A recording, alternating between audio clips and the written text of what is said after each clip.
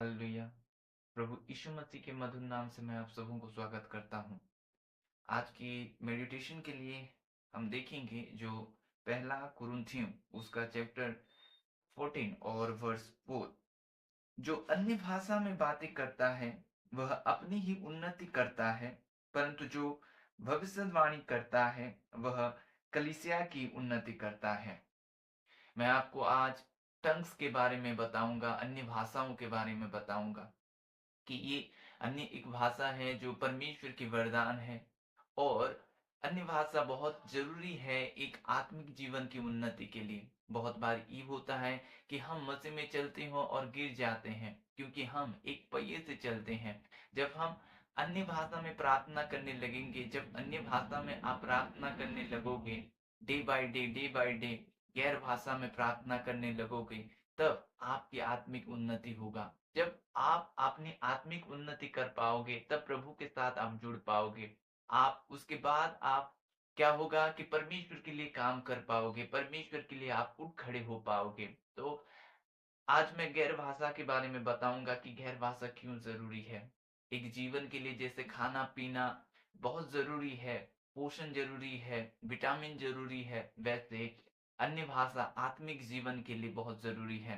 जो पहला कुरिन्थियों को जो पौलुस लिखता है, वो पौलुस कहता है कि मैं सबसे ज्यादा अन्य भाषा में बातें करता हूँ, सबसे ज्यादा मैं अन्य भाषा में बातें करता हूँ। अन्य भाषा बहुत जरूरी है, टंग्स बहुत जरूरी है।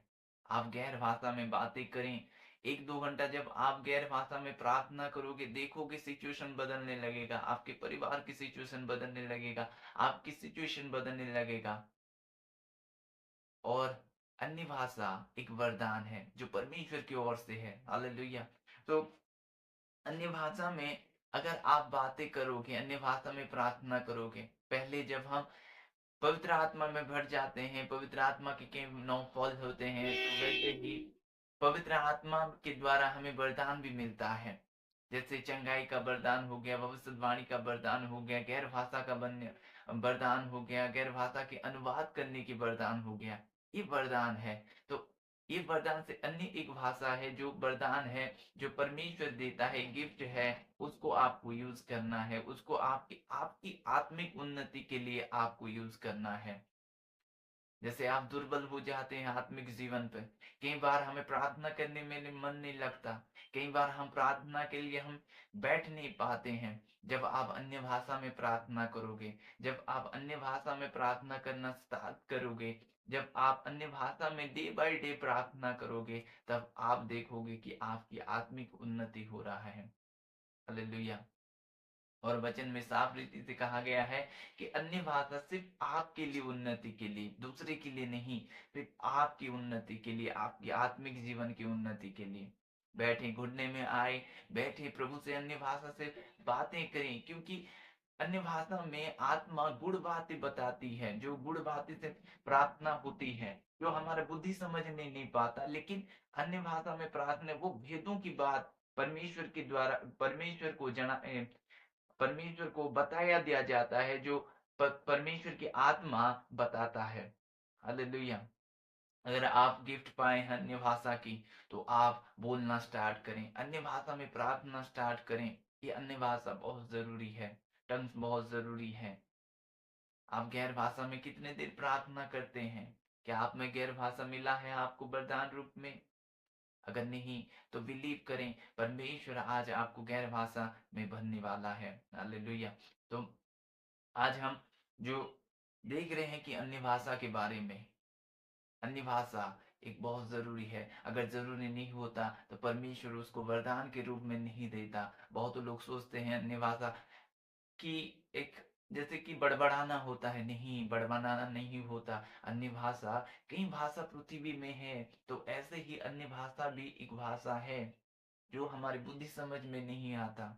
पता है, जब पहली कलीसिया जब अन्य भाषा में बातें करने लगी, बहुत से लोग उसमें आए थे यरूशलेम के, और वे लोग चकित हो गए कि वे लोग अपने हमारी भाषा में प्रार्थना कर रहे थे, बोलकर वे लोग चकित हो गए। हालेलुया। ऐसा मत सोचिए कि ये शैतान की ओर से है बड़बड़ाना, ऐसा नहीं है। एक वरदान है, वो गिफ्ट है, और वो आपकी आत्मिक उन्नति के लिए है। वो आपकी आत्मिक उन्नति के लिए है। हालेलुया। जब मैं 15 साल था, एक एकेडमी में पढ़ रहा था, और वहां पर हम कुछ लोग बैठकर प्रार्थना कर रहे थे, तो अचानक मेरे मुंह से एक अलग ही भाषा निकलने आई। तो मुझे पहले तो डर लगा कि ये क्या हो रहा है। तो एक प्रभु की एक दासी थी और मेरे पास आकर बोली कि तू क्यों भाषा को रोक रहा है। उस दिन से मैं अन्य भाषा को बोलने लगा, और पहले स्टार्टिंग में थोड़े थोड़े बोलने आता है। आप उसको प्रैक्टिस में लाना है, आप उसको हैबिट में लाना है, उसके बाद आप लॉन्ग टाइम तक बोलने पाओगे। हालेलुया।